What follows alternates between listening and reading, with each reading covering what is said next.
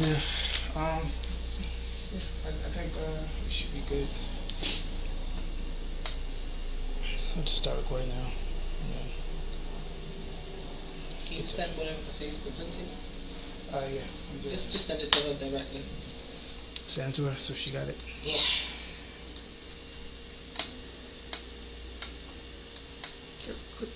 Listen. I didn't do it. Mm-hmm. I didn't.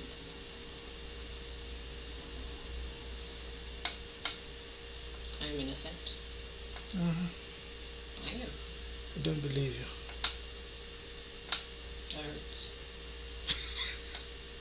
It really hurt? Mm-hmm.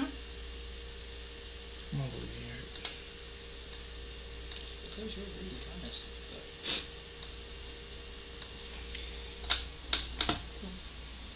Right, we have to get some curtains, okay? Like in general, yes. Yes. I'm just like the room feels unfinished. I think we use some pizzazz. And a curtain would be nice. I also feel like I want to put another painting on the side of that.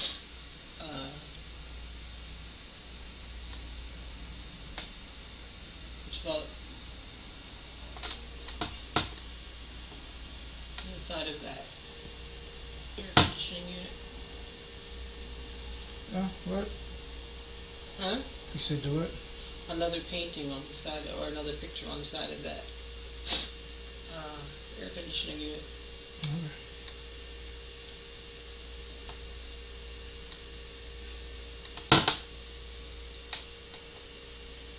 There's so much cleaning up that has to happen in this living room. Why does the room always be...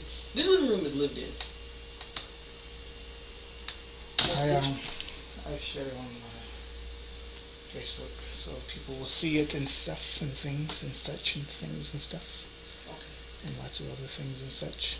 Okay. And things and such of like things. You're going to have to stop saying things like that because it's causing me stress just to hear you repeat it over and over. I can't say such and things and such. Must you troll me? Like every time? Like, is there ever a point where you wake up and say to yourself, you know what, I'm not going to troll Kristin today? There's no trolling happening. Except for when you're trolling. No. Impossible. Very possible. Can you see Extremely it? possible, dare I say. We cannot see you. Your face is covered again. Will you be... You don't want to set this mic up? No, I wanted you to adjust it so people can see it. Well, I assume that you set it up with the intention of me being seen. That's what I thought you did. But they're going to have to see. This is what they're going to see. Hello, everybody on the lines. What am I trying to do? No, I'm like... Pull me up. No, I just feel like I'm not like sitting in the most comfortable... We have zero headphones, so put it up. Right. I don't know what anything sounds like. It's so ghetto. What? We're not ghetto. Just not together. It's not ghetto. It's just not together. It's not ghetto. It's very ghetto. It's very, very ghetto. It's the definition of ghetto. You looking for another thing? I see the headphones. Do you see the piece? Where did you get that one from? The one that you just plugged in? That was over here. Okay, there's one. There was one on the table. Okay. It was like I moved it somewhere. I know there's a headphones in the general area. In his bag. Yes, there's a pair in her bag. That is correct. Thank you. She. I was like, there's something. Oh, that's what it is. And you would think I would tell you. I'm sitting there like, oh yeah, it's a valid point. We do in fact need those. Yes, headphones are important so you can hear the intro and the things. Right. So yeah, I mean, I guess we're getting this thing started. And we're going to have to edit it tonight. What is real? Party. So exciting. So happy. So I'm so excited about it. I don't know if you're really excited about it. I'm not. Oh, yeah. I'm not. Me. Mostly me.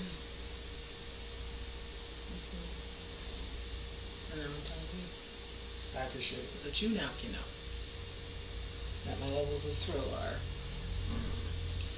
abysmal at best. I'm not really sure who's watching us, but what up, everybody? Hey, who's watching? I don't know. I don't know.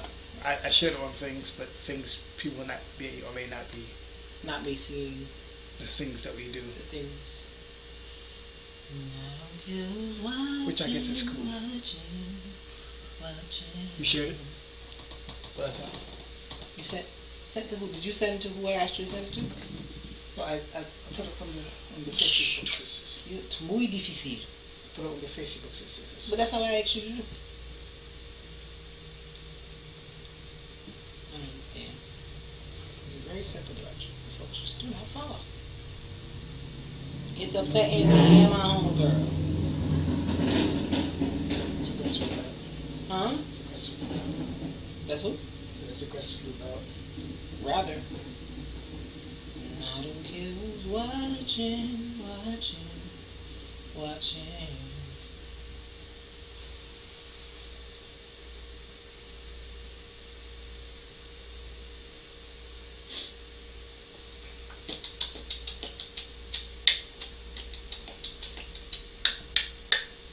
Okay. I'm satisfied. Many things. So all I asked was that. All I asked you. Oh, that was loud. It was loud. Why are you laughing at me? It's not funny. I hurt my feelings. That's your feeling. My laugh at your feelings.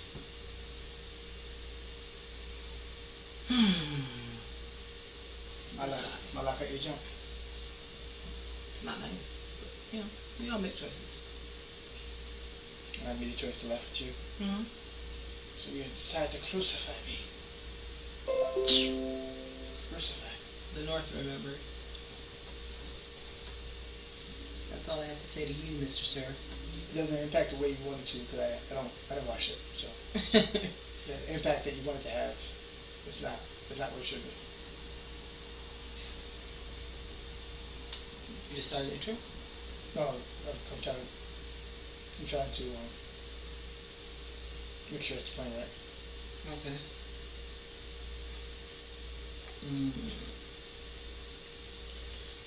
All right. So I think we're good now. Yes. Let me lose it and put it back in my head again.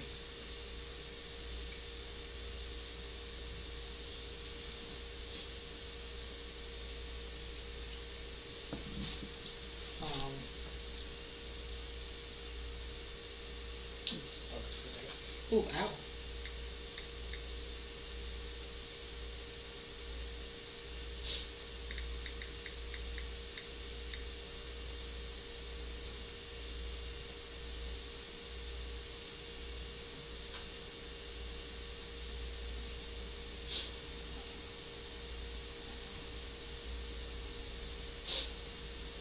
Okay, let me just write it down.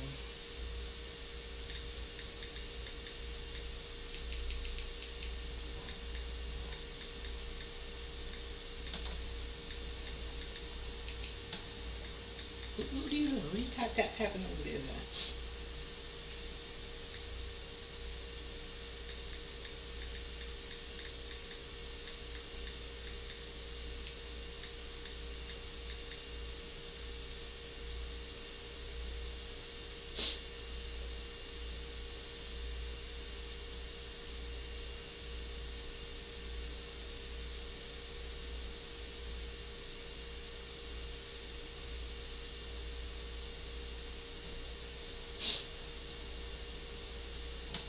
What's happening?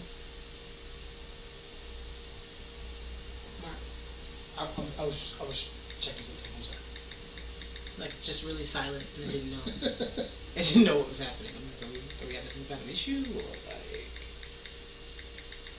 what's happening? What is the reason? You know.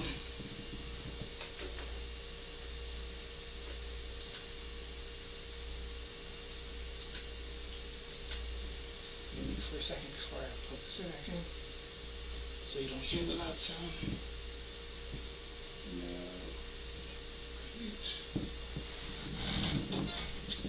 Alright, I think we're good now.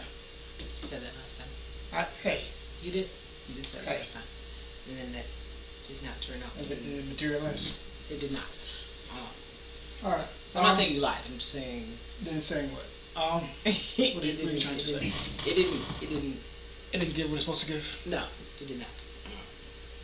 So, just wanted you to know that I knew that. Okay. You're welcome. Oh, thank you. I think. Well, anyway, let me say you're welcome. Come to think of it, I gotta go. You're welcome. You're welcome. And thank you. Alright, word, so we can get right into it. Get right into it. Shoo-ba-doo-doo. Why am I always sleepy? I gotta stop getting sleepy when I come to this podcast. Yes. Every time I be sleepy. Okay. And we're up.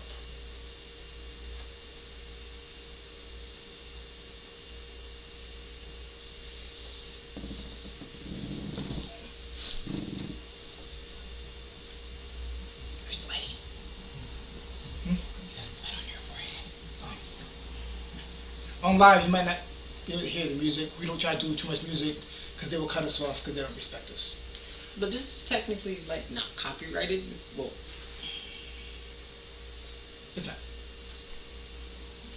I was like, well, maybe the beat is, but No, it's not. No. We got it from freebeats.com. It's not our website. But I was like, freebeats.com. It wasn't freebeats.com.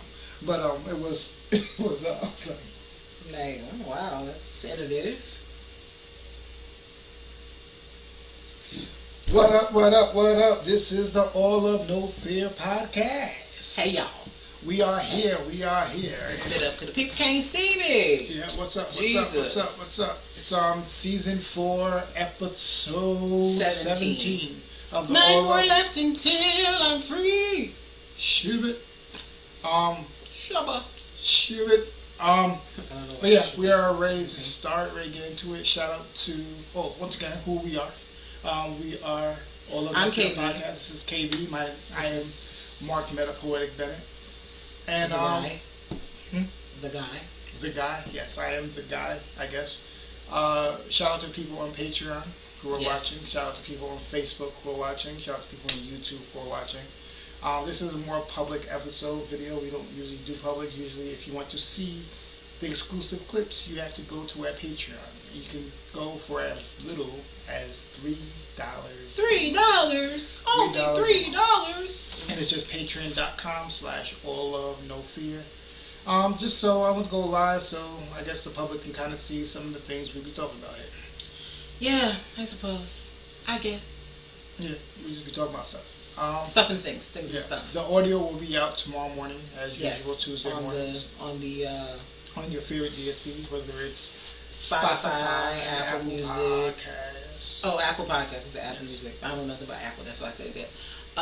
Yes, Google Podcasts, Stitcher. Yep, Stitcher.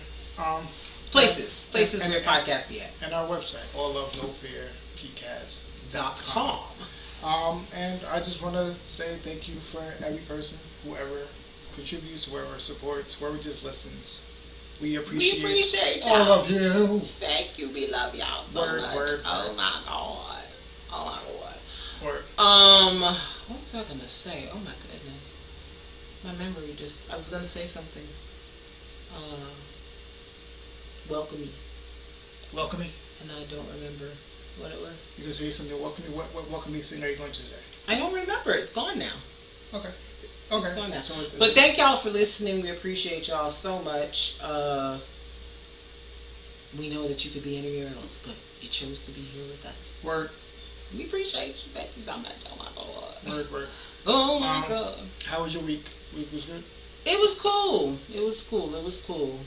We are winding down the summer. Yeah. It's getting real. School is about to start up again, so Yeah. Shouts to the people who are already like in school. Their kids is in school. Some people started school this week. in other parts of the country. Some started last week. Shouts to y'all. I know summer went by way too fast. Are you a little anxious about starting your program? Yes, because I'm not really sure what they think I'm gonna do.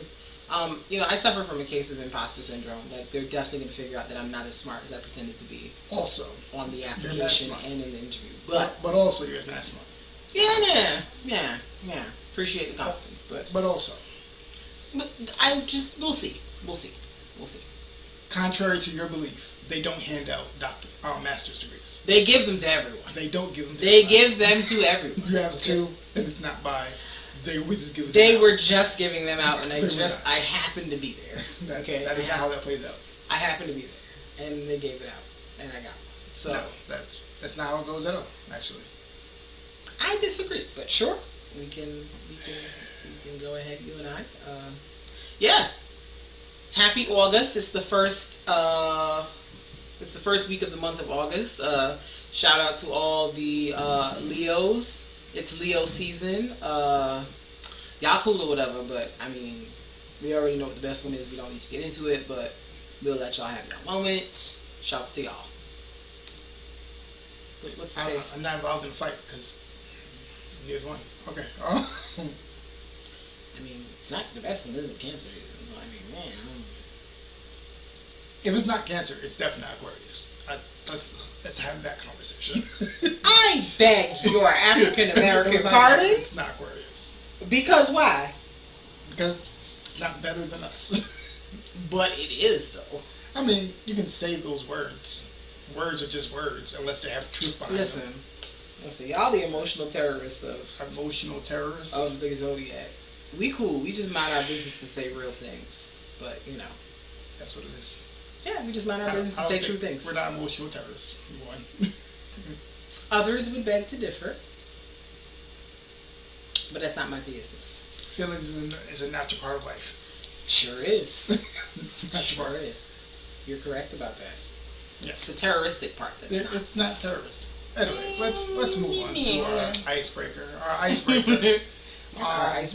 It's called Love It or Lose It. Hey, love it or lose it. Hey, love it or lose it. Hey, love it or lose it. Hey, hey.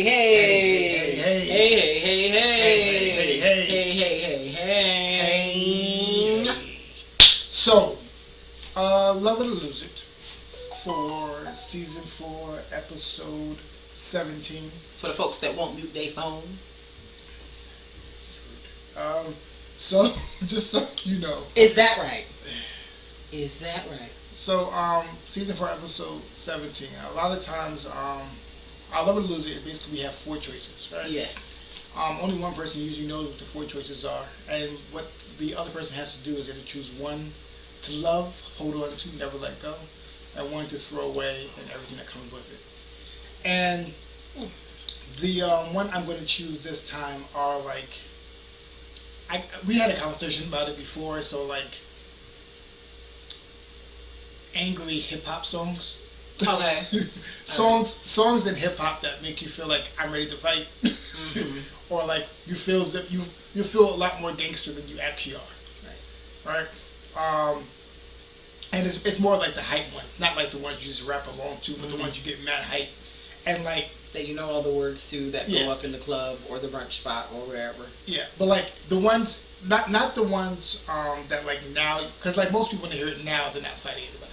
But like when you were in your like your early 20s, late teens, when this song came on, a lot of times fights occurred when these songs came out, based off of how someone said it and what was going on. So this is the songs that we have on the docket today. Let's hear it. One choice I want to know is between 2 of them, but like I guess we'll find out. So the songs are Annie Up by MOP, specifically the remix with Busta Rhymes and Remy Ma. Move by Ludacris. Okay. Nuck If You Buck by Crime Mob.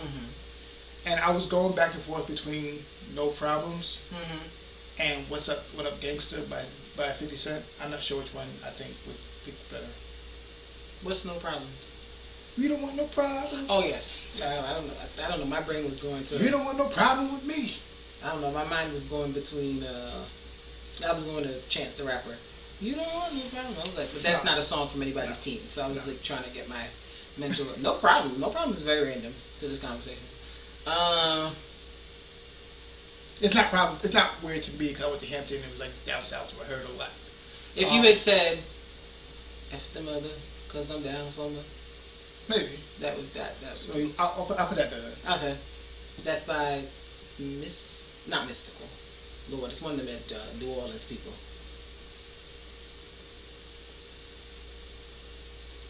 You talking about the DMX song? That's DMX?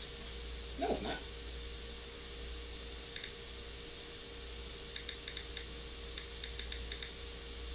It's definitely not DMX. It's definitely a New Orleans person. I'm thinking about something else. I'm thinking about a different song then.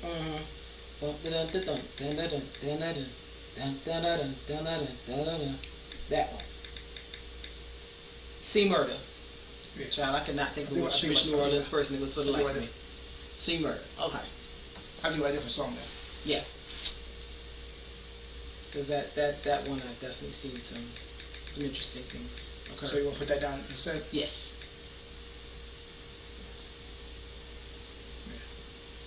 So you said it was Annie Up, the Remy Ma, Busta Rhymes version. What was the other ones?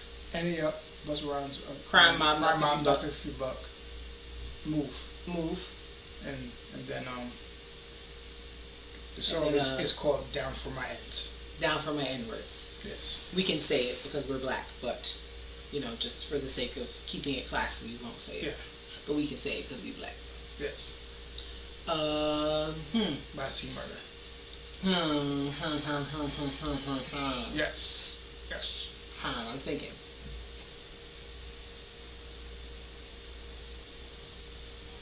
What is your lose it? Which one would you throw away and never let go? Which one would that be? I think my loser is probably Move. I enjoy Ludacris very much as a rapper. I don't think there's a Ludacris song I don't like, but in terms of intensity, in my experience in functions, when those songs have come on, I haven't seen the same level of intensity and hostility with that particular song in comparison to the other three. Like, and I don't know if maybe that's a regional thing. I think it is. I was like, I've seen a lot of. But I'm like, yeah, I can't recall being at like any parties anywhere like I've been to where Move came on and it got busy. Like it was just kind of like, okay. I've seen Mad Nonsense when that song came out. I haven't seen a lot of stuff happen with. I was like, I've seen an excessive amount of nonsense with that song. I haven't seen any, so I think that would be my loser. I don't know if I disagree with you calling it loser, but I've definitely seen some furniture move. Yeah. Like the sentiment of the song fits in the conversation, but I'm just like I cannot recall a time where I've seen furniture move because of Move. You haven't seen it. I haven't seen it. It hasn't been my experience, and like I said, it might be a regional thing because when I did go to parties, it was all up here. It was New York. Yeah. It was New York, and people have varying degrees of care about Atlanta music. So yeah. Like I agree. I might even agree with you, but like it's not because I haven't seen it. It's just I don't. I think you know what it is. I think it always dampens the blow once like quote unquote white people start doing it. Oh.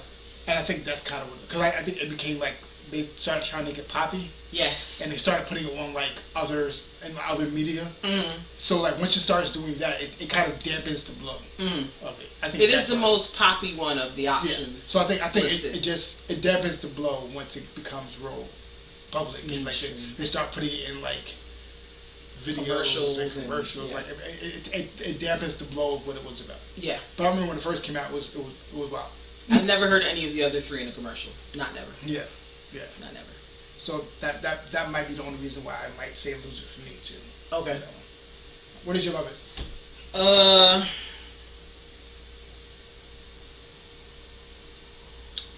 I'm gonna say Annie Up. This is the first time in a long time we both agree to both. Because Busta Rhymes, because Remy Ma's part on it was fire. Like she was actually on the beat. I don't know what happened to her in prison, but she can't rap on beat no more. But when she did that song, she was on the beat and it was very exciting. And I don't know. I just think of like parties in college when that song would come on, and you know, you would have to like, you know, just kind of stay up against the wall because the alphas was getting ready to run all over the room, along with the alpha, along with the alpha suites. But yeah, there's something about that song. There's something about the energy of it that, you know, just it never gets old. It's aged well. It's aged well. But I definitely saw somebody get body slammed. A young man tried to jump behind one of the fraternities that will remain nameless, and I don't know if he was someone's friend that just, you know, came to the party and didn't know better, but you know, allegedly he was tackled to the ground, allegedly near me, while allegedly attempting to join the stroll line. I was just like, oh, that got hectic quickly. Yeah, I think Annie Up only goes hard for me because like it makes people go hard when they just be chill. Like I feel like the other songs people can, most times I've seen them based off of how professional they are, they tend to be more chill. Yeah. When those other songs, I feel like Annie Up is like, I've seen dudes in pea coats and suits and hard bottom shoes strolling with Annie Up. And like I was just like, wow. Because if you don't know, alphas they stroll to that song a lot, and like alpha is the prim and proper. Yeah, like it's the fraternity of Martin Luther King's. Yeah, it's like we're classy based black men. So like, not to say the others aren't classy based, but like the alphas are just very much like, if you're unfamiliar with like, you know, college life, Greek life, like the alphas are that kind of like sort of quintessential gentleman, all about the business. That's how like, that's what they portray. That's not to say every single one is like that, but that's like what they try to portray. Overarching, right? So like, it's interesting because like I think every organization has their song. Yeah. Right. And like, that's regional depending on where you're at. Like, and alphas have that one. Q's of course is Atomic Dog. Like it's just certain things. It's like, but like it's just interesting how like how hard people go. The most serious of men, the most of all ages, I have seen adult like I remember being a college student and being like, yo, that dude's at least 40, at least. Yeah. At least. Going hard. I'm like, ooh, in the hard bottoms, in a business suit. I'm like, hope everything stays intact, Mr. Sir. Yeah. Because if you take a tumble, I don't know. I don't know. Yeah. But it's yeah. I think I played it recently. I was like, yeah, you feel a certain level of thuggery. Yes, there's a certain level of thuggery inside you. Yeah, I'm from the suburbs, y'all. I ain't nobody stood. And it's like it's Bus Runs part, but it really is a lot of that. It's the Remy Ma part too. Now, the Remy Ma part is the hardest part of that song. I ain't even gonna hold you. That's the part I'm there for. Yeah. Actually, I'm like, oh, run that. I'm like, oh, okay. All right. Gets the party mood going. Yeah. You know, but you know. Yeah, that was. We no longer attend those types of functions, so I don't know if people are still fighting in 2021. Well, I mean, nobody should be at functions. Yeah. Where people are fighting in 2021 because it's COVID. But you know, whatever. Yeah. Knock Off Your Buck is cool. But I think I've definitely seen some friction happen between women. Yeah. With Knock Off Your Buck. Knock Off Your Buck is cool. It wasn't awkward. It wasn't as much friction in the north as much as it was down south with that song. Yeah, Virginia might be a different energy. Down south, the energy was crazy with that song. I distinctly remember that song coming on in parties, and all the New Yorkers were like, "I'm gonna be over here. I'm gonna chill." Yeah, because y'all doing too much. Because these Mason Dixon line and below people about to do the most. I remember all the New Yorkers is back up like, y'all doing a lot. Yeah, it's a lot that's getting ready to happen here. Because it was like it was that song, and then We Some Headbusters. Like certain songs, like they will go and no problem. That's why I put that there. And like they will go hard, and like it wasn't like they were going hard fighting. They would like go hard and like just like jump up at each other and like just real rough with each other. And New Yorkers were just not used to that. Right. With someone doing that with somebody I don't know. Right. So like Because that could turn into a fight with a New Yorker. If you start jumping on them and bouncing near them and doing all of that, and they not accustomed to that type of stuff, it's cool with people you know, but they would do that with people they don't know, and just trying to have fun. Yeah. And we were just not used to it. So because you cannot step on a New Yorker's shoes or mess up the house playing like that. So we would all be like, all right, I'm very easily turn into. And then someone be out here trying to spray the water and all that stuff. It's too much. It's like, all right, that's we have to stop. Yeah. So you see, they gonna fool around and tear the party out the front. You know, all New Yorkers all right, we know the drill. Let me just back up. Yeah, they about to do the absolute most. So I don't get upset. Right, because they're about to do the absolute most, and I'm not gonna be happy about it. Yeah. So it's interesting. Yeah, we never agree on these things, so. This is a very rare occasion. Yeah. Very momentous, but yeah. So we thank y'all for listening, and I saw some people commenting on Facebook or whatever. So yeah, definitely if y'all have some more suggestions or some more thoughts, we definitely like to hear it. Comment on the Facebook, comment if you're on Patreon, shoot us an email. Find us where we be at on the socials and whatnot. Okay. Word. So that was our Love It or Lose It. Or lose it. Hey, love it. Or lose it, hey, love it. Or lose it, hey, love it. Or lose it, hey, hey, hey, hey. Hey, hey, hey. Shib it. So let's get into, that was a loud somehow. So let's get into our topic for today. So a lot of times our topics are influenced by social media things, and today's is no exception. So I was scrolling on Facebook sometime last week, and I saw a status that someone posted, and the question was something to the effect of, how would you feel about your friend dating someone you hooked up with? And it had 100 and something comments by the time I saw it. So of course I clicked on the comments to kind of see what people were saying. And it was interesting to me how the comments were split down the line in terms of gender. Many of the women were like, nah, that's breaking girl code, that's crazy. A lot of the guys were like, well, I mean,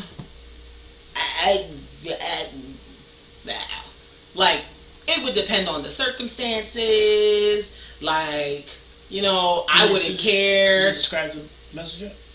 Yes, I did. Oh, okay. Yes. So, you weren't listening at all. I was right there. It's right in your ear. Literally. It was right in your ear. Wow. Big wow. It's late. So, it's late. Whatever. You was listening. I'm like, you asked me that. I just said the whole thing. I gave a whole backstory. I never heard the backstory. I didn't hear the... Lord have mercy. So, yeah. So, we kind of wanted to talk about that today, because we had a discussion about it while we were in the car, because I think I was looking at it while we were driving to go somewhere. So, my first reaction when I read the status was, no, that's not cool. But then I had to stop and be like, but what are the circumstances though? When I jumped out of the feelings part, I had to stop and think about it. How would I feel if a friend of mine dated someone I used to hook up with? My first question is, what is hook up? What does that mean? Because hookup could mean a variety of things to a variety of people. Does hookup mean me and this person went on a couple dates, maybe kissed a few times, held hands, but it never went any further than that? Does hooked up mean I had relations with them a couple of times and then that was it? Does hooked up mean we were in a relationship for less than a year and then we broke? What does hooked up mean is the first thing.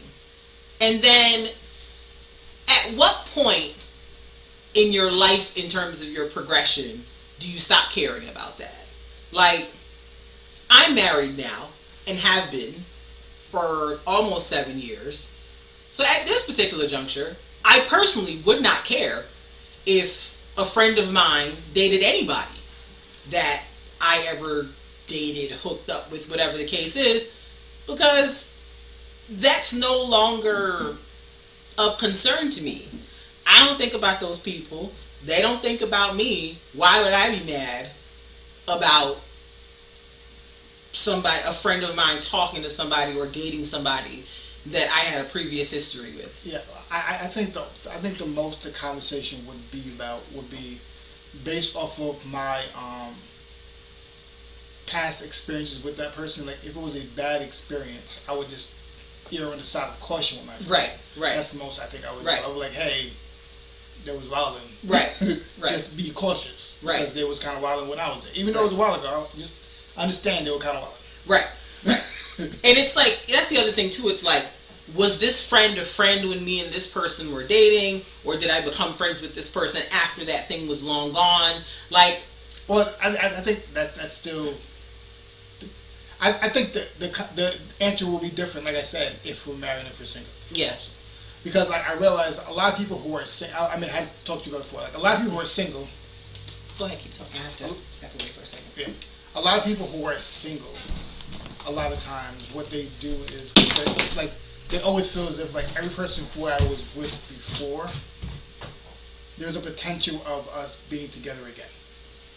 Right? So a lot of times people feel as if like, all right, I was with this person before. I know that we broke up and everything, but if it didn't end terribly, there's always potential for us to get back together again. There's always potential for us to be cool again. There's always potential for us like, all right, we can rekindle. So like, and especially if I was with them for a long time, even if it's not potential for it to be again, I still have feelings for this person, even though I don't want to be with them. When you're with somebody for a certain amount of time, you still have a certain level of care for that person, right? So like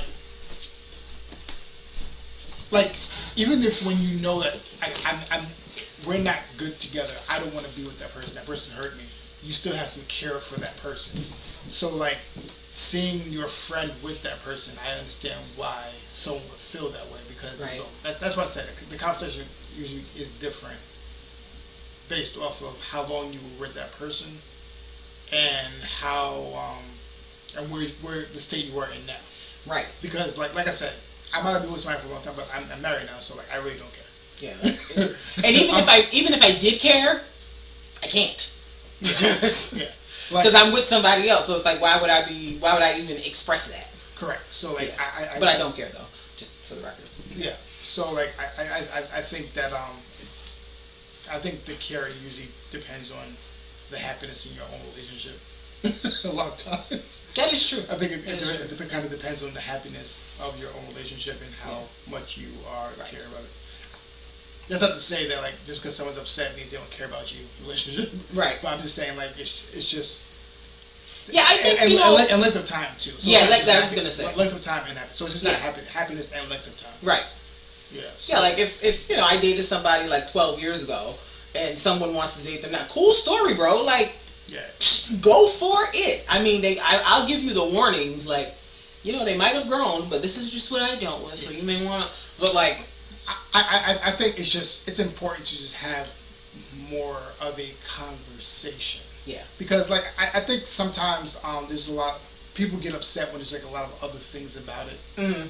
Like I would be upset if somebody knew that I dated someone or had a history with someone and never told me, and I found out about it like some other way, and it's like somebody that I'm friends with who I speak to on a regular basis. Like I wouldn't be upset because they're dating, but I would be like, but why did you feel like you needed to be like, like you need to hide it? Why did you need to hide it? Like why do you feel like you need to move funny about it? Like because now it's making me look at you like,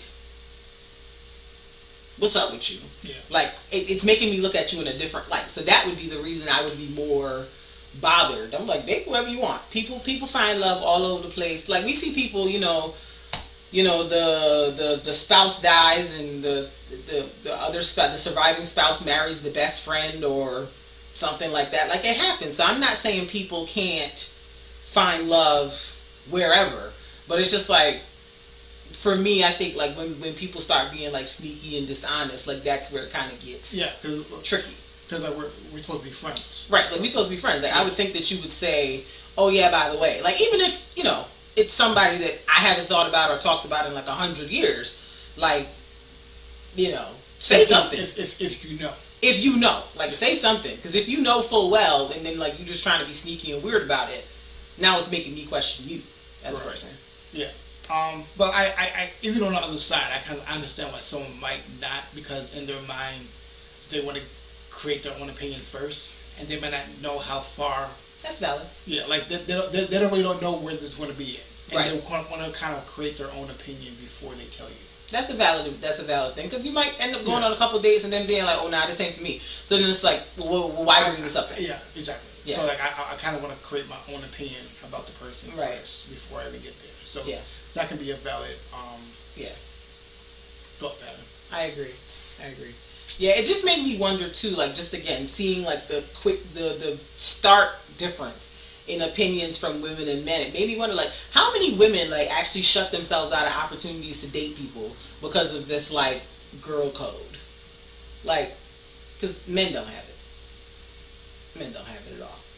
Like, based on those comments, you can tell me if I'm wrong, but based on those comments, men are like, pretty much everyone's fair game. Like, honestly, like. Well, I think I don't know like, if everyone's fair game. I think, but not everyone. But they're not like, I won't date a guy that my friend dated in the past just because they dated. Like, I might hit him and see if he's cool, and if he's not, then I might consider not dating her. But like, the whole once you dated somebody, like you just off limits forever. Like a lot of guys did not share that. Yeah, I don't believe that thought process. I don't believe while off women limits do forever. I believe it's like it.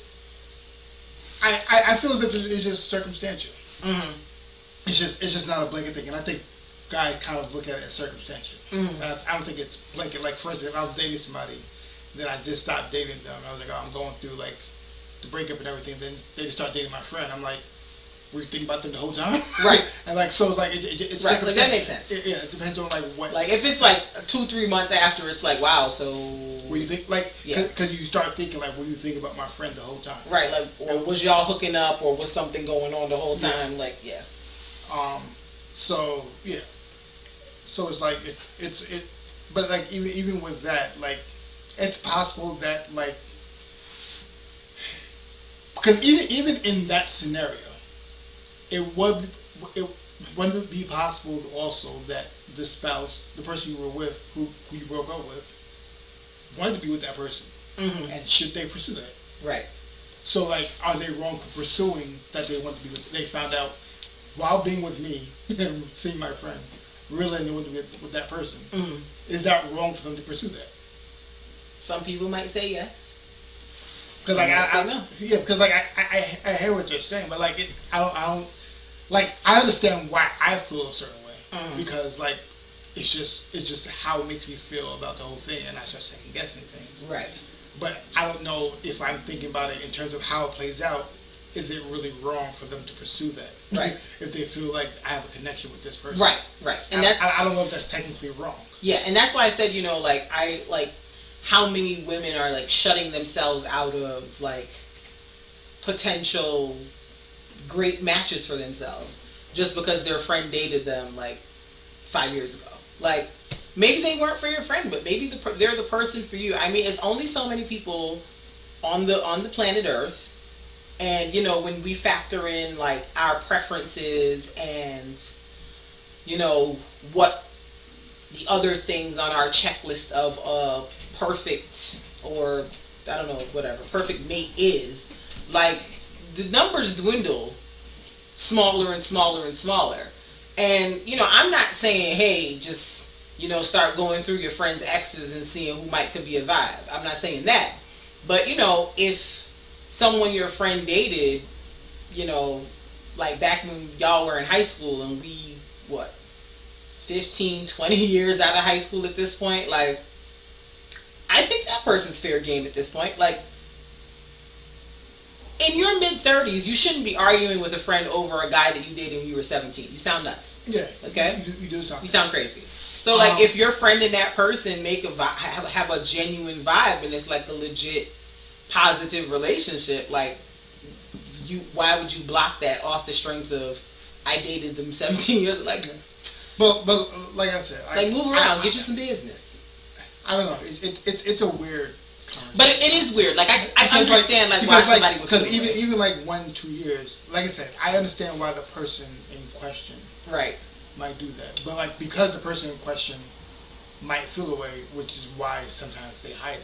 Yeah. Which is why it gets hidden, because like, if for instance, if I'm dating somebody, right, but after being with somebody, I realized all right, this is not going to work. Mm.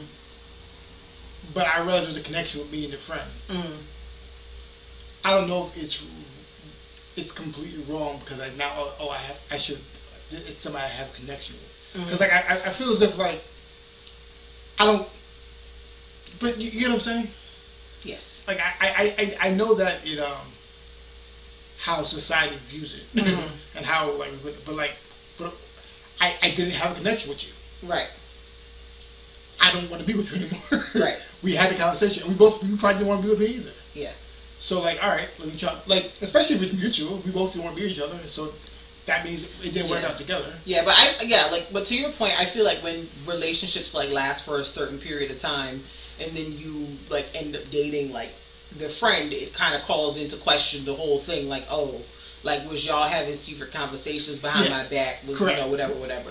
I because if you dated somebody for 2 or 3 years, you've been around all their friends, and so it's and there's a certain feeling connection. Yeah, it's a certain. So it's just kind of was y'all sneaking behind my back? It just creates a lot of questions. And even if you weren't, there was no ethical physical cheating, so there's a lot of emotional cheating in the process. Right, potentially. Meaning the whole time you were with me, you were thinking about being with this person. Correct. Yeah. So it's I see why people steer away from it, just to avoid just the appearance of any kind of impropriety and potentially ruining a friendship and whatever the case is. But it's I don't know if there's a year a span of time where it's once it's past that time it's safe.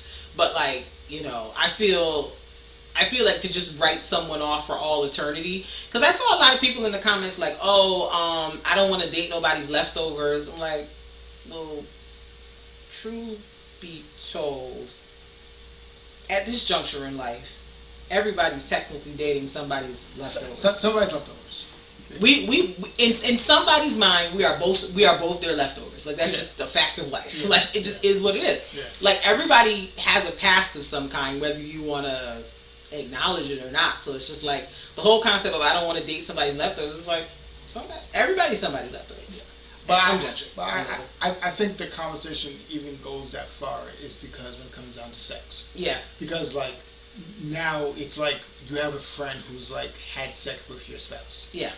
And it's hard to talk to them. I think that's kind of where I could see the awkwardness. So I think that's kind of where the awkwardness comes. Oh, and now it's somebody who's had sex with my spouse. So now can I really invite you around? Right. Right. Because you've had sex with my spouse. Right. You've seen them naked, they've seen you naked. What's to stop you from doing naked hookups again? So that's where it's confusing. I understand where it is, because sometimes people want to date and still have their friends and hang out together. Yeah. So I think that's kind of where the hesitation is. Yeah, agreed. And I could see how it would be potentially awkward to do that. Yeah. Cause I think even in the comments for that status, I think when that conversation was happening, it was just in the realm of dating. Yeah. In the realm of dating, hooking up, and everything. Yeah. People don't usually have guys don't usually have an issue with that when it's just dating, someone hooked up with, stuff like that. Mm. A lot of guys are self-conscious in their ego about someone who has slept with their wife. Mm-hmm. That's a different conversation. Mm-hmm. So with their wife or someone who they're marrying, they're going to feel some kind of way about their friends dealing with them and dating some of them. That's a different conversation. Yeah. Agreed. And that is more on the part of the person who's dated them after, than the person before. So because guys have a lot of ego with that. So I think that's a different conversation. So the status, it made it seem like guys are different with that, but it becomes a different conversation when it talks about potentially marrying somebody. A lot of guys won't do that. They might also sleep with them, but very very seldom will they actually also date them, also marry them, right? Or think about marriage with that person, right? Because my friend has seen them naked. Right. My friend has seen my wife naked, and that's just weird for me. Yeah. Even if everybody's really moved on, even if everybody's cool about it, it's just the idea. A lot of guys' ego gets affected by that. Right. Yeah. That's I suppose there is something there is something to that. Cause I think even that's that. I think it's different when it comes down to. Right. Because like I kind of feel like all that's fun and good and whatever, but it's just like sometimes I feel like you can't help who you fall for. No, correct. And so it's just kind of like I fully agree. It's just I mean at what point do people just build a bridge and get over it? Like do you decide that like maybe this friendship moves to a different tier on the friend vibe because I'm really serious about this person? Like I'm not saying you have to lose the friend, but like I also don't know if like you have to sacrifice the whole potential love of your life because of being friends with someone that dated someone how many ever years, months, whatever ago. Like, because I'm like, yeah, but will you really be friends with this person like 5 years from now? Like, you know, I'm just thinking about the possibilities. Like, I don't know if I have a fully formed answer about this like topic, but I'm just like, you never know where life will take you and like what will happen, and you know, because to me a part of me is kind of like, if you're considering or you're dating somebody who your friend had a past with, like if your friend is upset, they're not going to be not upset because you're not dating the person anymore. They're still going to be mad that you did it, even if you and the person broke up. So I feel like you might as well. Which maybe bad advice or a bad thought process, but I kind of feel like they already mad. I mean, that is bad advice. Okay, I kind of admitted that it might be, but you know, I'm just saying. It's quite terrible. That's mean. That's mean. That hurts my feelings. Hurts my feelings deeply. But yeah, I kind of think like folks just like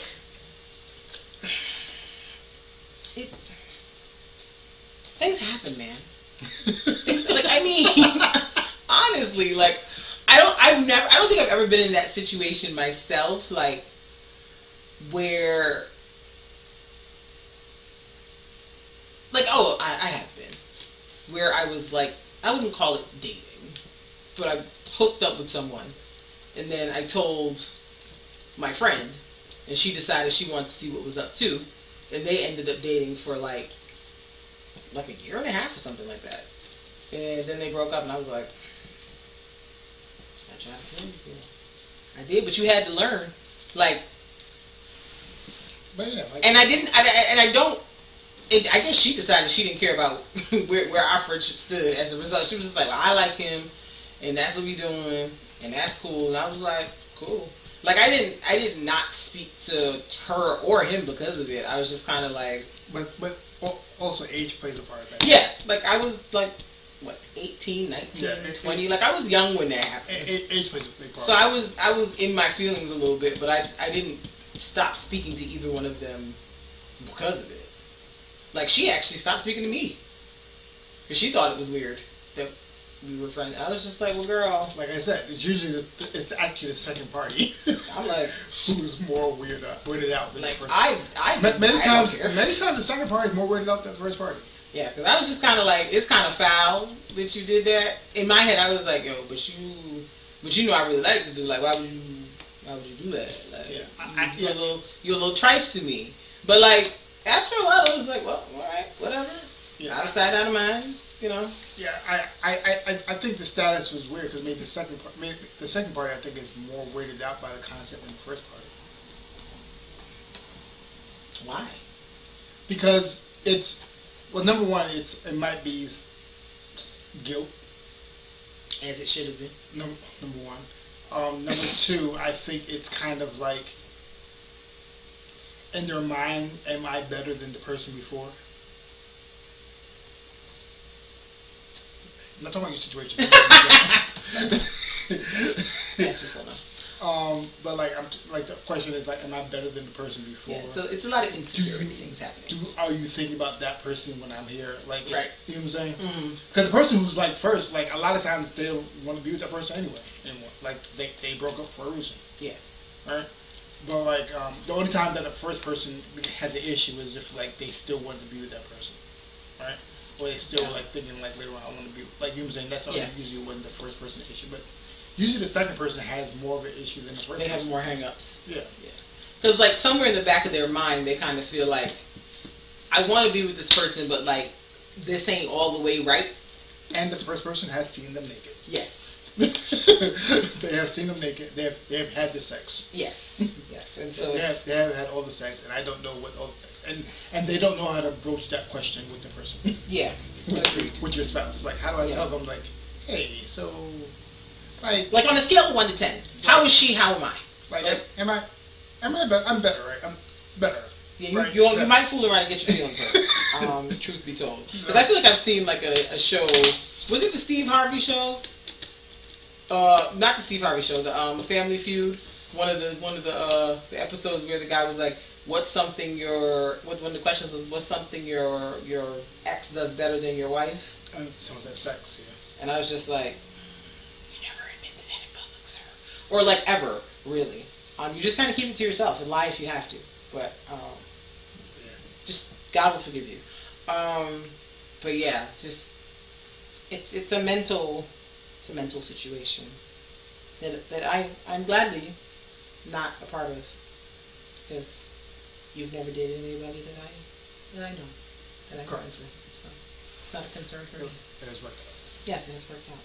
So, I mean, I guess my final thing is just do it at your own risk.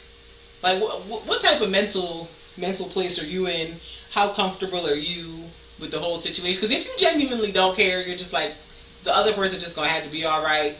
I found love in a hopeless place and I'm living my best life. Then go do you. But this type of thing is not for the faint of heart. I feel like if you like concerned about what people think or what people want to, you gotta just move on from that, because it's not gonna give what it's supposed to give. If you're worrying about what people think or how they feel about what you're doing, because if you have these the insecurities and hang-ups, then maybe you should probably get out of there. Yeah, you should probably just not date the people that other people have dated. Just save yourself the struggle. I'm not saying don't do it, because I don't want people to turn down opportunities for themselves to be with someone that makes them happy and makes them better and all that jazz. But like, go into it knowing that there might be some feelings that may be hurt on your end and on the previous person's end. There might be some fighting, some jealousy, some loss of friendships. Like, it's a big gamble. But isn't that what love is? A big gamble? Love is a gamble. It's a big gamble. You just never know where you're going to go. You open your heart to someone and you love them and you hope that they love you back and do right by you. It's all a big gamble. It's all one big gamble. That's a secret no one wants to tell you. Is it poker? Is it? What'd you say? Is it poker? Is it Rumi? Is it poker? Is it Rumi? All right, y'all. It's been great. That concludes our discussion on our topic for this week. Is it rolling dice? What is it? What is it? What is what you're doing? What is that? What is that? What is that? So thank you so much for listening, for commenting, for participating. We'd love to hear your thoughts if you have any. You got my song? Yes. You can email us, alllovenofearpcast@gmail.com. You can find us on the socials, Instagram, alllovenofearpcast, Twitter, alllovenofearp1. Yeah, we want to hear your thoughts on this topic, because some people might be like, Mark and Kristin are crazy. What the hell are they talking about? You don't date people's exes. It's a golden rule. So, we'd love to hear other perspectives and other thoughts on this, because we're only two people with our own ways of thinking. Right. But you might have other thoughts that we may not have thought of. So word. Let's hear them. Let's hear it. All right. So up next is our artist spotlight.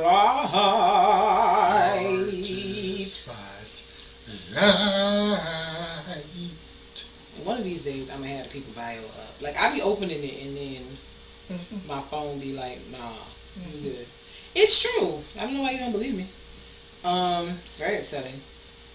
So this week's artist spotlight is a young man from the Bronx, the BX, the Boogie Down, by the name of Capella Gray.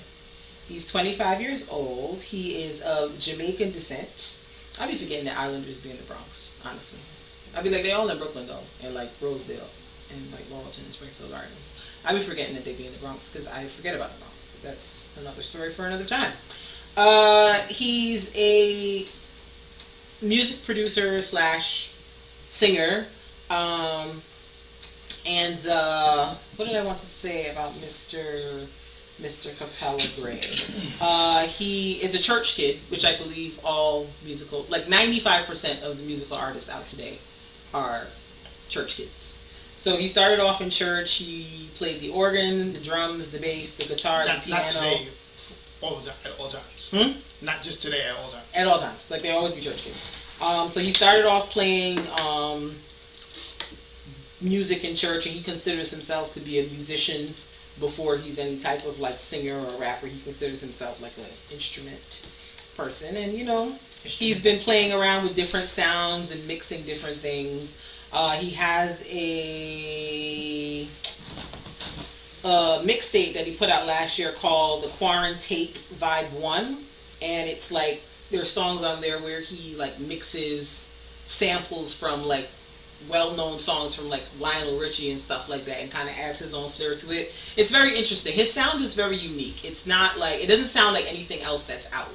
It's really, which is really refreshing, because I feel like a lot of these artists are very popcorn, bubblegum, just very one note, like the Baby, which we'll get to in a second. But yeah, it's not shade, it's just the truth. So it's refreshing to hear somebody who's doing something that's, like, outside the norm of what other people are doing. He's kind of creating his own lane, which I appreciate. So the song we're going to play is actually a freestyle. It's a very short freestyle that he did that has kind of, like, taken over the airwaves. It's like the song of the summer. Like, mad people are playing it on their Instagram stories in the background.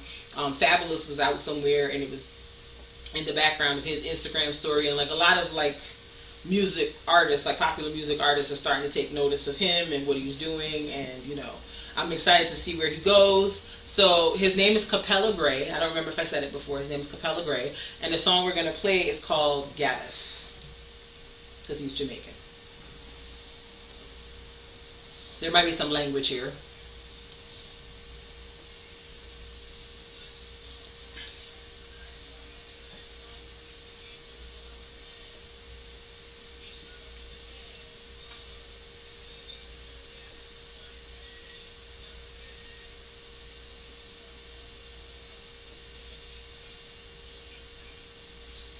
Oh, nah, she gotta go.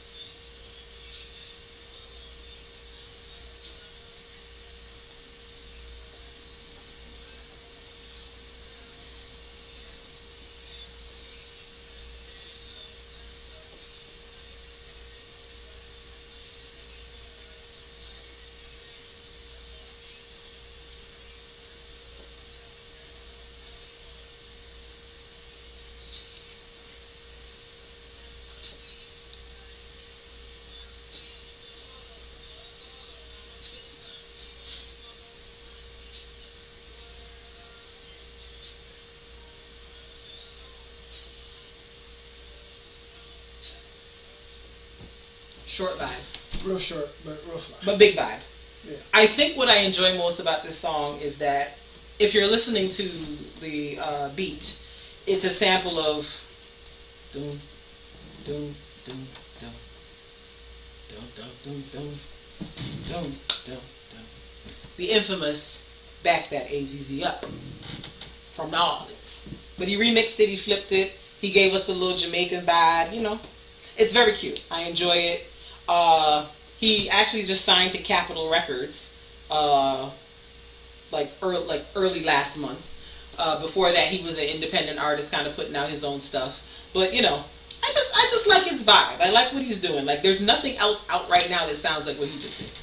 And I think that's why I kind of like connected to it the minute I heard it. I was like, what is this? It doesn't sound like what all the other kids are doing. I like it here. So it was nice. So yes, get into that. Capella Gray. Get into his music. It's cute.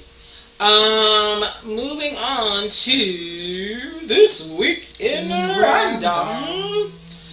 So yeah, just a few things that had happened this week. So in case y'all didn't know, DaBaby, who I generally like his music, but it does kind of give a little one-note vibe.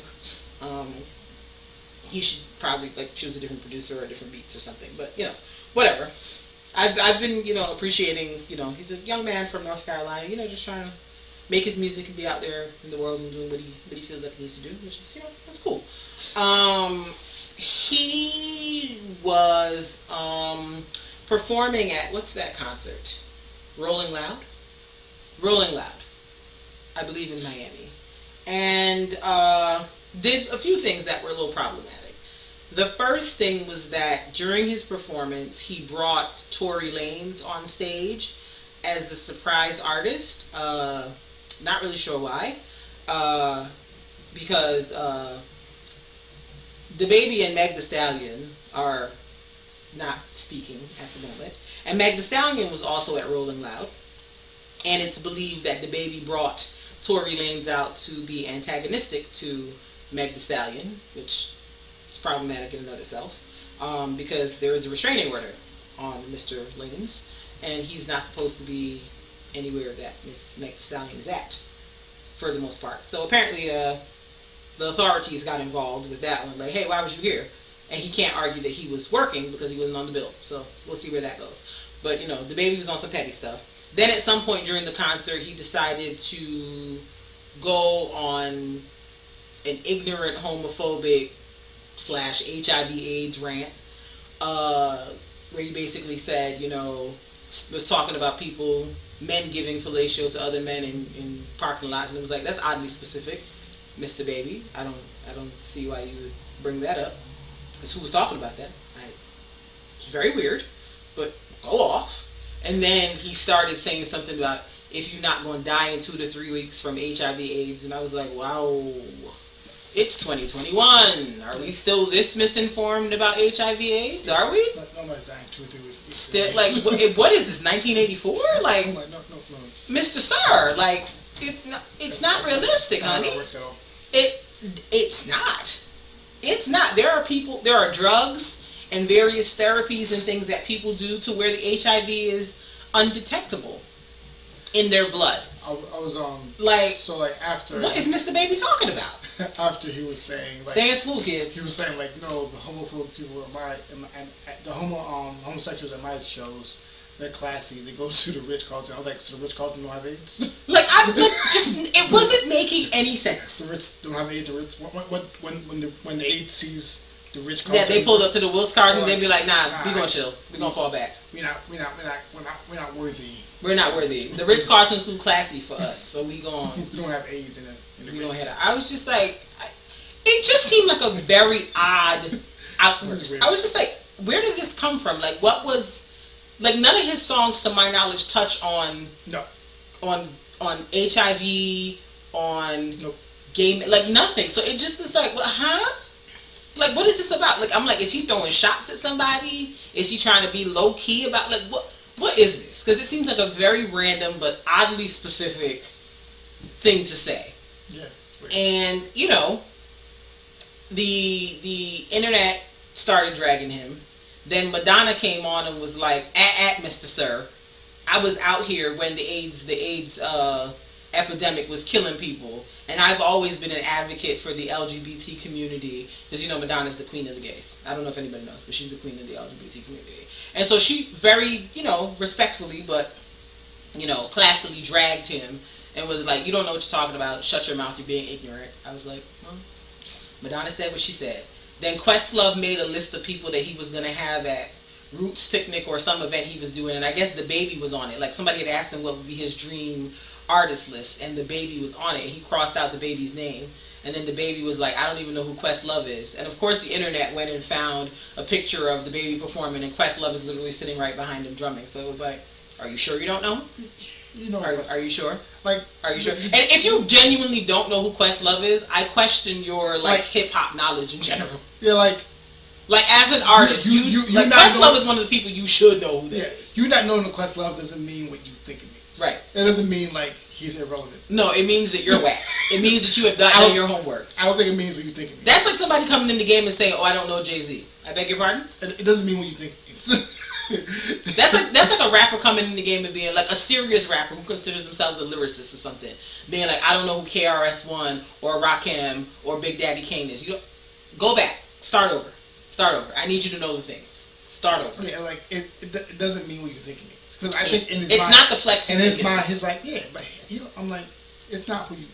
Saying that's not. It's not the flex you think it is. Yeah, it's not what you think it is. You look crazy.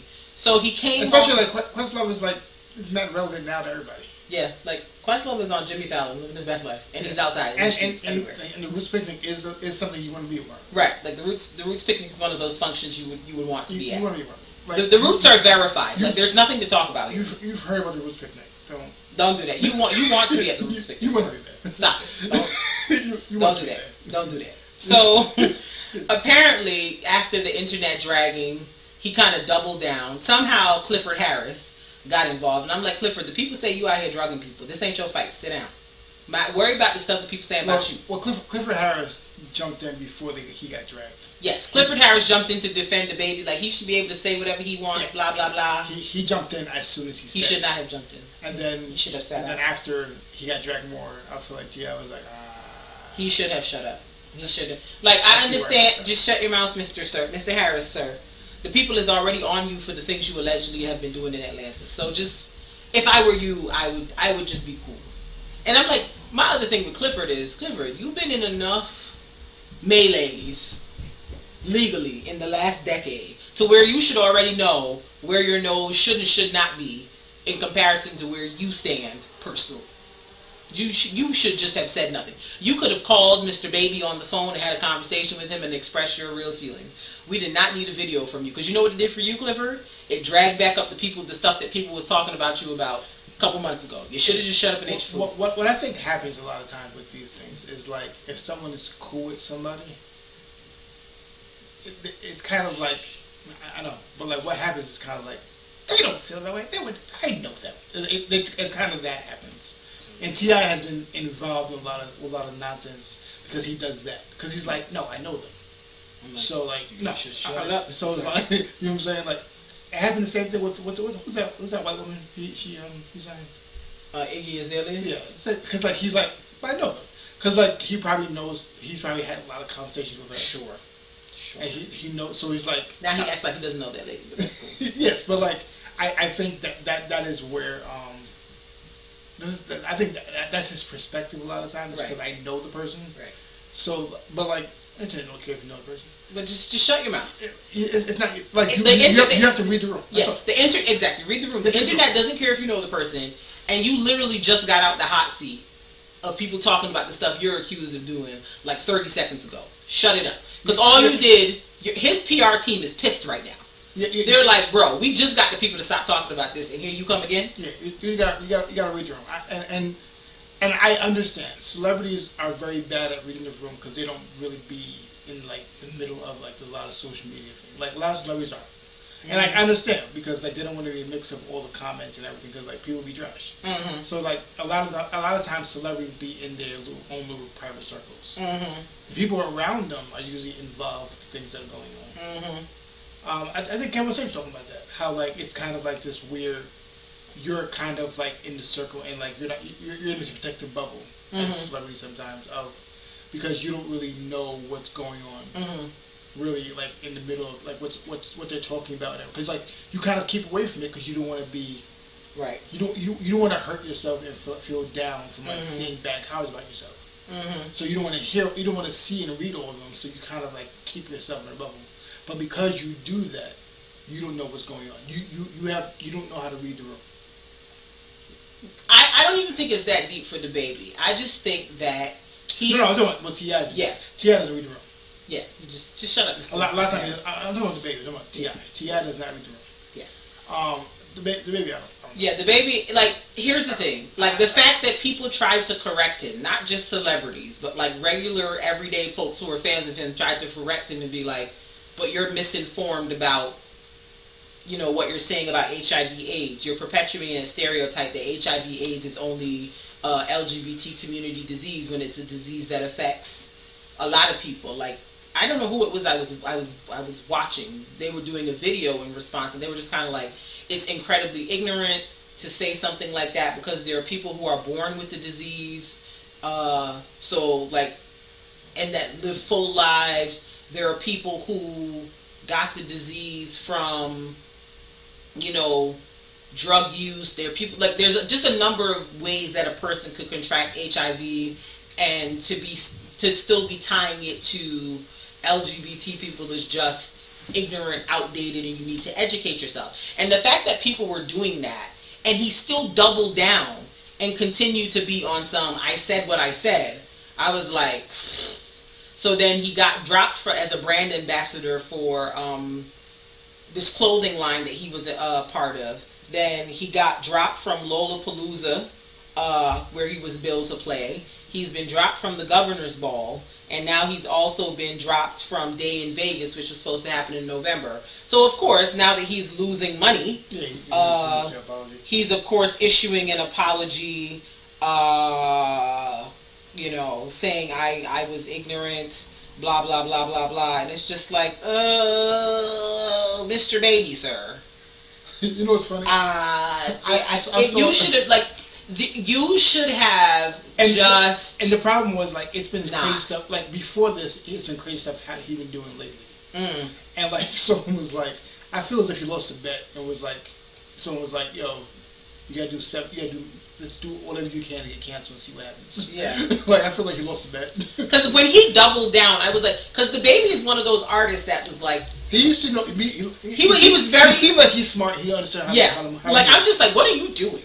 He seemed like he understood how. Because, like, his performance at the BET Awards was garbage, and I was just like, I expect more from somebody who is, like, on his way to becoming, like, a mainstream artist. Like, he's not just somebody that, like, black people know now. Like, he's known by a lot of people. Like, your fan base is growing. You're achieving the success and the recognition that a lot of people, regardless of genre, come into the industry hoping to achieve.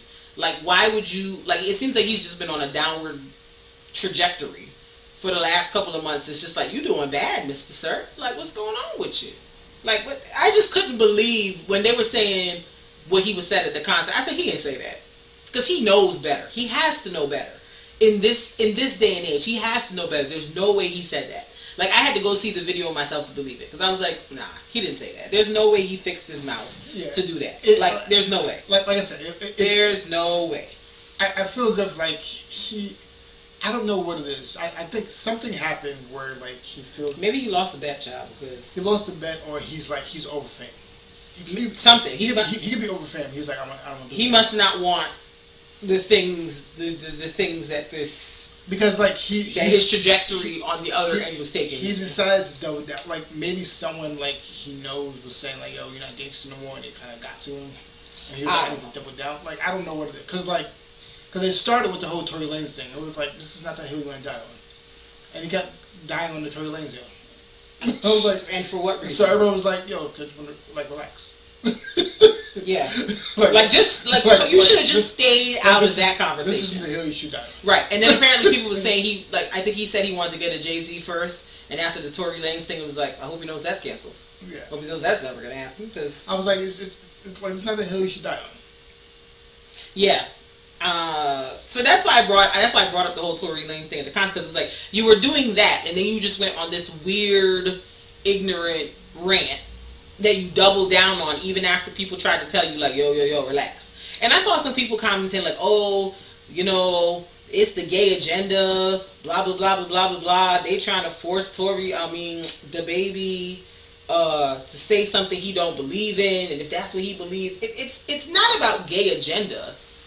And you can argue whether you believe that such an agenda exists. It's the sheer ignorance of it, and the very out of nowhere attack of it all. Like, that's the problem. Like, nobody, I don't think anybody out here at this point in time is surprised about a rapper being anti-LGBT. Like, that's not news. There are plenty of rappers that are anti-LGBT. Like, we know it. It's a fact. It's just it came out of nowhere, and B, it was like so woefully ignorant and misinformed. Like, it was just like, honestly, I would prefer he had said nothing at all. But like, if he had just left it at the comment about the people in parking lots, would he have been dragged? Sure. But I think what made it even worse is when he brought up HIV and AIDS. Like, it was just like, excuse me? Like, sir, this is why kids gotta stay in school. Some of y'all don't need to drop out and pursue no career. Some of y'all need to stay and finish. Take a bio class, take a health class, just get informed. Because I could not believe that in 2021 somebody is still of the belief that HIV is a disease that you only get if you're part of the LGBT community. I was just like, Mr. Baby going out sad. This is not the 2021 he was hoping for. I mean, people just started having concerts and opening back up again. And touring is how artists make money. So you just fumbled. If you were attempting to make up the money you lost in 2020, you just fumbled it. Getting canceled from 3 big concerts like Governor's Ball, Lollapalooza, and the Vegas thing. You should have did like Nick Cannon. When Nick Cannon said what he said about the Jews and they dragged him, Nick went on a very public listening and learning tour. And his apology, I don't know if he meant it, but it sounded far more sincere than the one you're giving me right now. Because the one you're giving me is I'm trying to save my bag, not I'm genuinely sorry or desiring to learn more. But whoever's on his PR team, I hope they will help him get it together, because it was bad. I'm like, why'd you do this? Like, it wasn't good, Mr. Baby. It wasn't good. I didn't like it. Like, I still like some of your music, but that was trash what you did. Yeah, like his statement was kind of like, y'all dragging me and I need an education. I was like, but your first reaction would be defensive. Right. And that's why. Like I would even give it to you if your first reaction was like, oh shoot, I was wilding. Right. I was kind of drunk. If you had gave us that, I'd have been like, all right, it's not really an excuse, but okay. People would probably still drag you, but people were like, all right, but you know. Yeah, like, you know, it is like, what it is. You would have had more people defending you. Yeah. Like, okay, I see where this is going. I see where this went wrong. Because, like, if you notice, a lot of the people can't, like, taking you out of things happen after you double down. Yeah.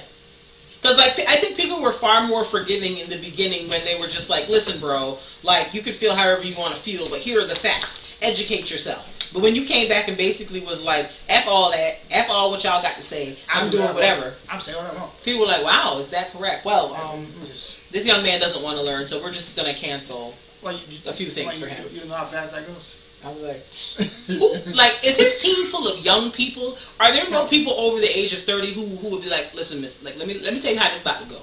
Bad. Downhill. Turn it around now. Because, no. People can say whatever they want, but you yeah. And I see people making the argument, well, why are we canceling him for talking about the LGBT community, but we don't cancel these rappers for talking about killing black people and degrading black women? I'm like, I don't see what the things have to do with one another, but it's not the same.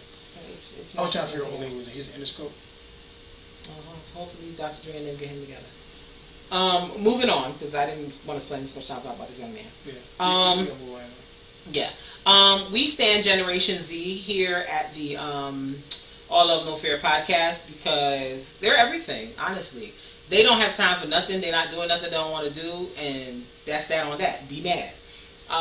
Queen Naomi Osaka and Queen Simone Biles. Simone pulled out of the team competitions for gymnastics last week because she was doing a routine on the vault, and in her head, as she was doing all those turns, she was like, I don't feel all the way confident. She wasn't. Yeah, she wasn't. That I'm not gonna kill myself or hurt myself seriously if I continue to do this. because people are like, oh, you're a world-class athlete, you need to be able to deal with the pressure, yada, yada, yada. Y'all ain't never done a day of gymnastics in your life.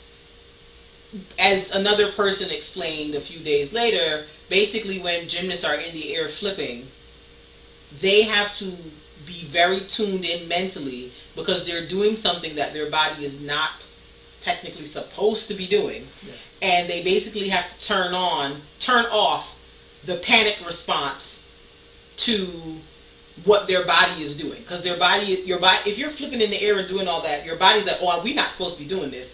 We gotta like lock up and seize up and prepare ourselves for a landing. And if your body does that while you're flipping midair, you're not going to be able to control your landing. You may break your leg, and I've seen video of a gymnast breaking their leg when they landed because the mind and the body didn't agree on what was supposed to happen.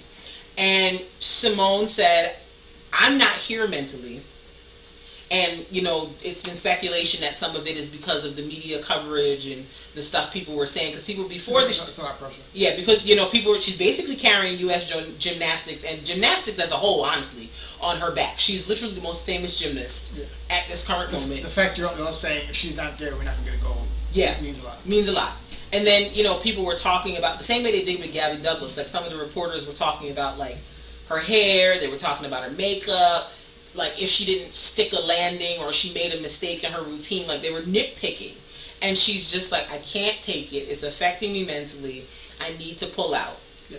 Honestly, before you do, if she was just like, I don't want to do it because of the pressure, that should have been fun. That should have been enough. Like, people try like... Because she's done more in her life than some of us will ever do. Because people, like, after they heard what the twisties were, and she showed that video, be like, oh, okay. I was like...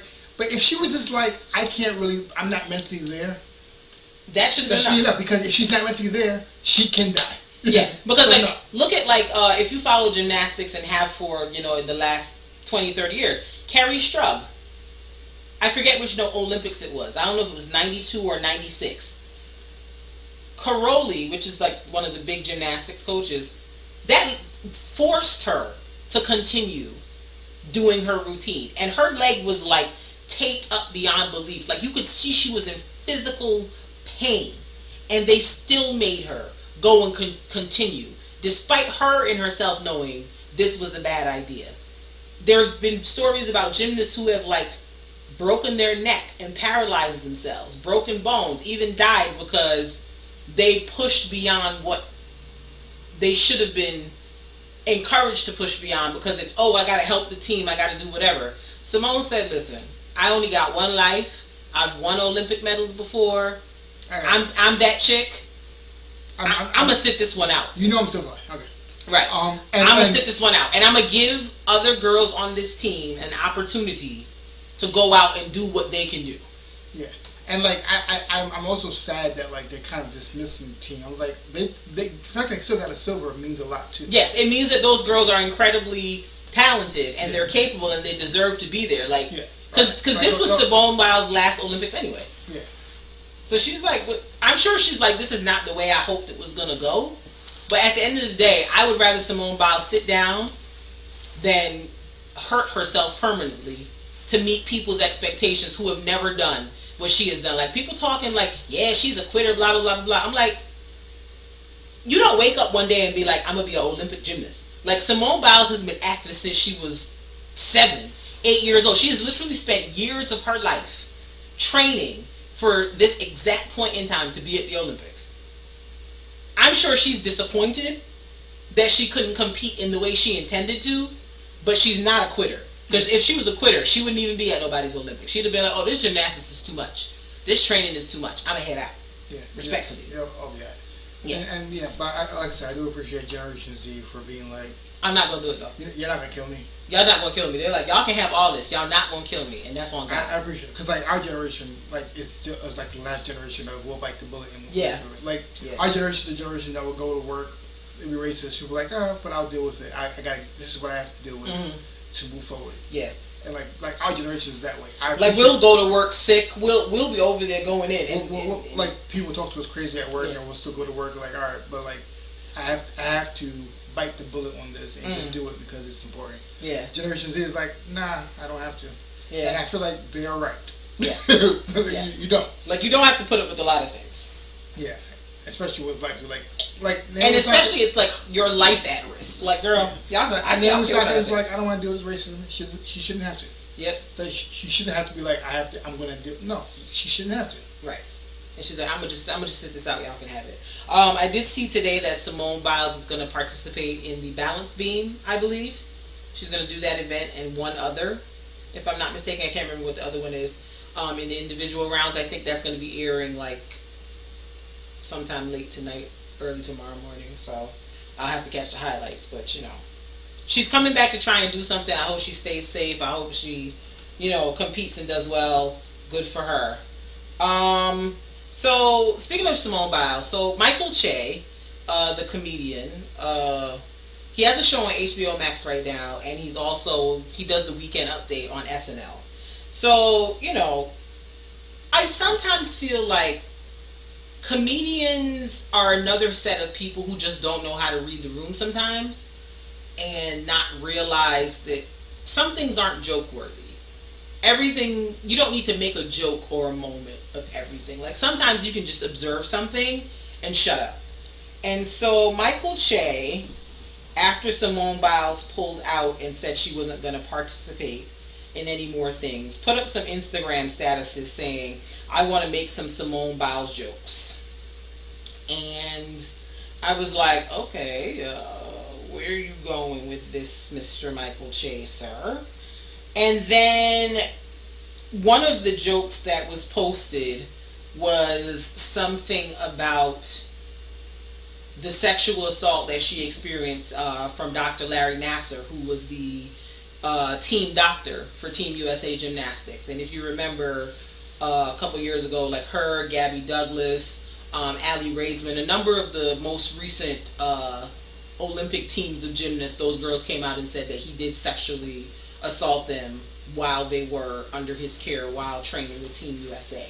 And it was very traumatic for a lot of them. Like, part of the reason Simone Biles went to the Olympics is because her feeling was, I don't think people took this seriously enough, and they were trying to act like it's like water under the bridge, and I want people to know what that man did is still affecting someone that is an active gymnast representing the United States today.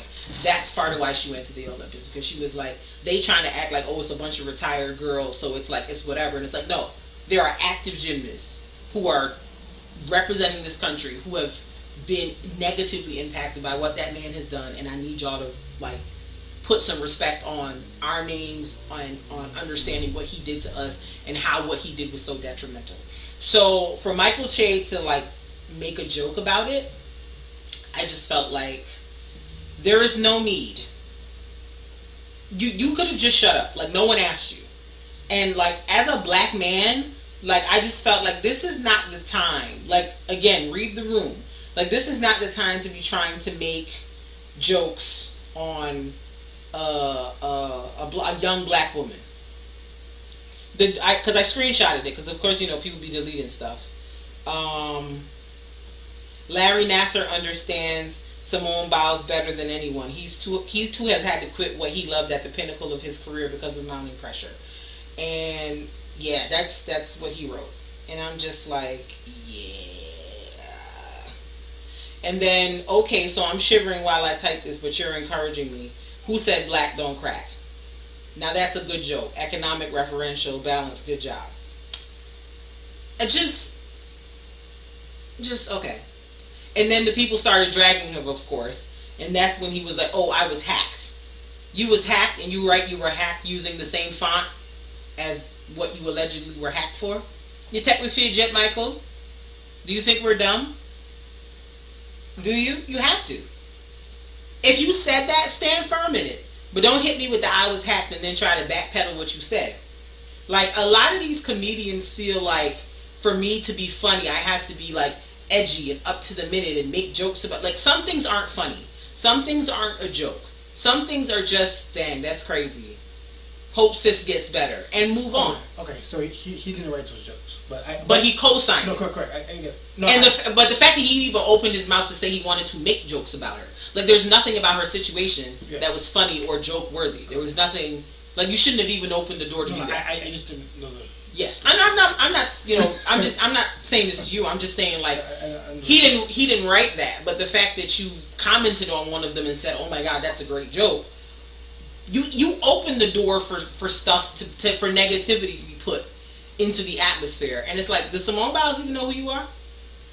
Like, why you... And I'm not trying to be funny, but I mean, does she even know who you are? Like, why would you, as a big hardback man, fix your mouth to try to kick this girl when she's down? Like, you don't know what emotional state she's in. And like, that's the thing that irritates me a lot of times with like celebrities and comedians and people. Like, it's just like kicking people when they're down. Like, it's not cool. Like, it's not necessary. Like, even what we said about the baby, like, I'm not kicking him when he's down. I'm just like, bro, you just gotta do better.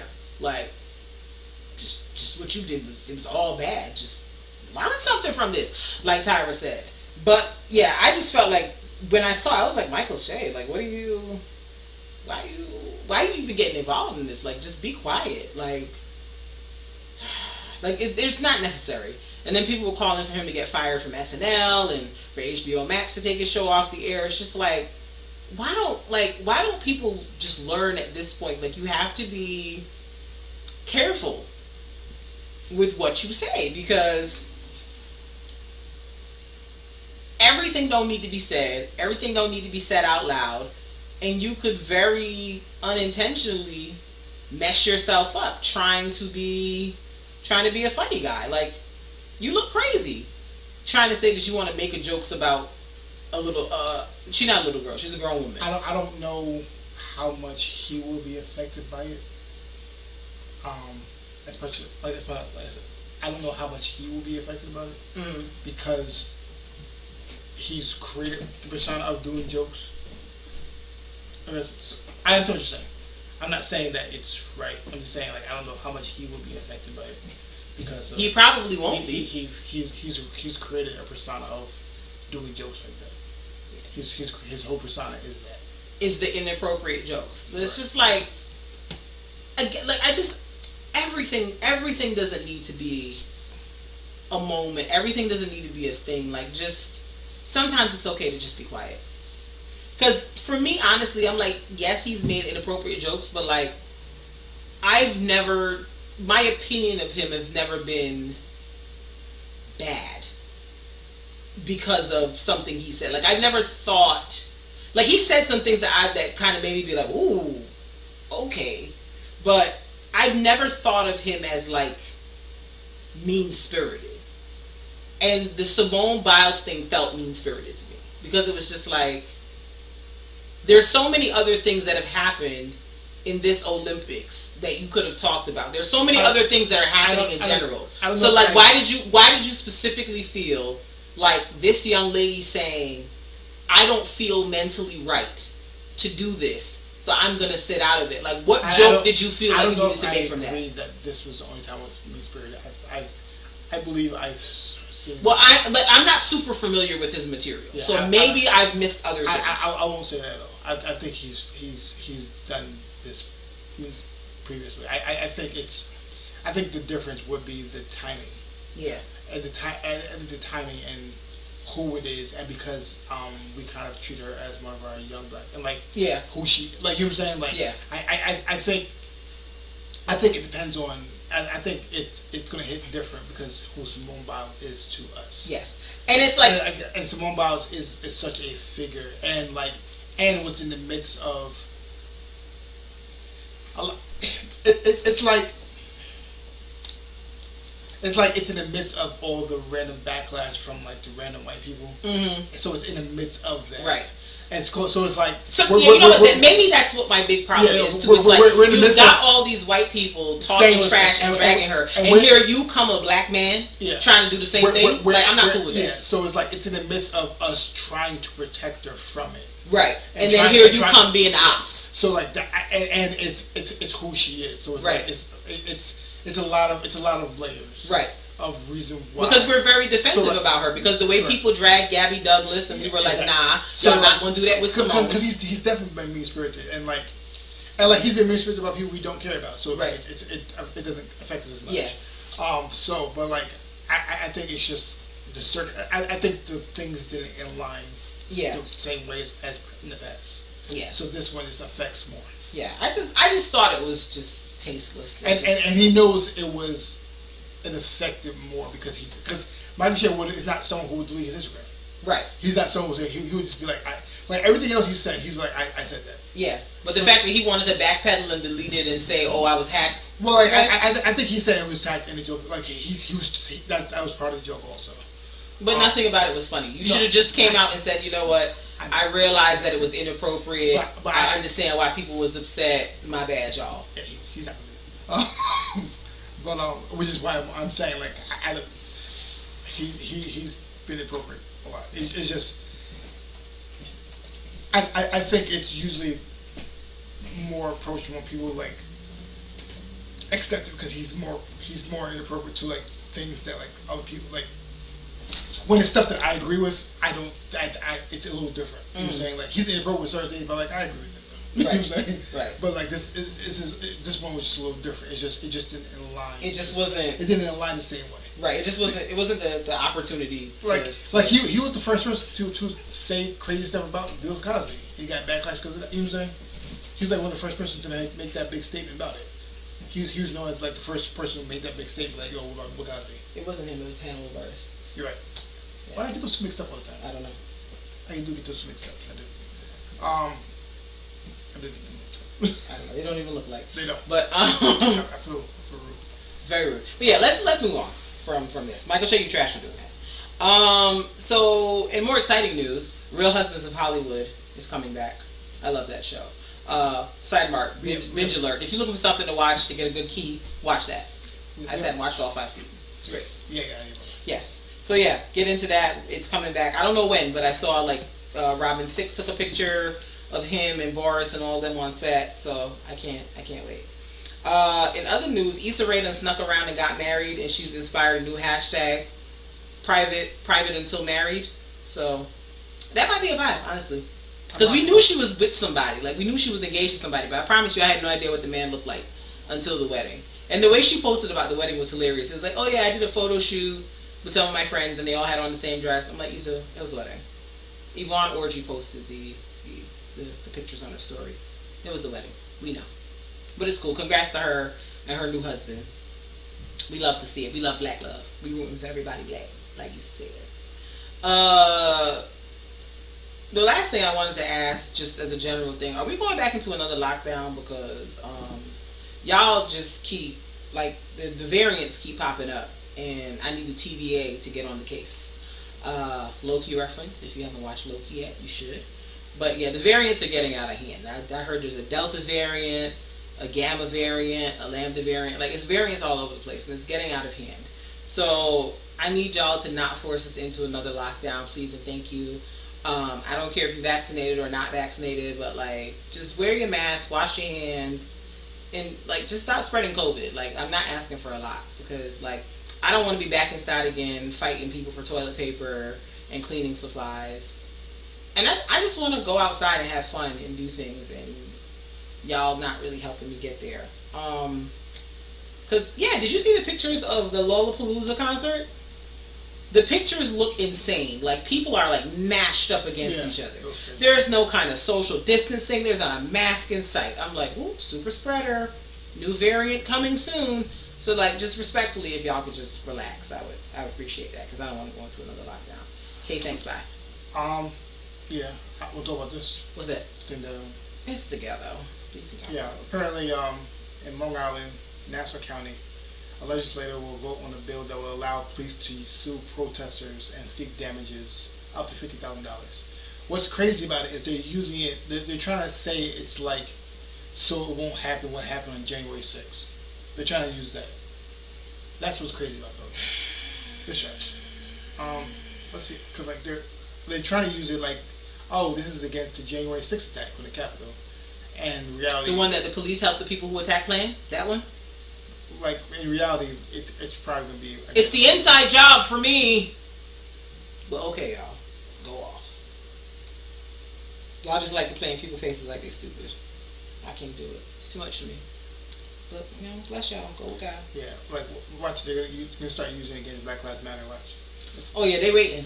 Yeah, that's what's gonna happen. All right. It's trash here. It's trash. So new music. So Tink put out an album called Heat of the Moment. Semi-retired, formerly retired Logic. I'm not sure where he's at on the retirement active scale. Because I thought retired meant you didn't make music no more, but I don't know. Maybe I don't know what it means. He has an album out, Bobby Tarantino 3. I'm not going to listen to it because he's supposed to be retired, but like for people who like Logic, you've got a project. Dave East and Harry Fraud released Hoffa. Prince, rest in peace, Prince's estate released Welcome to America. So the Prince fans got some new jams from Prince's vault of music. Leela James, whose voice I really do love, she released an album called See Me.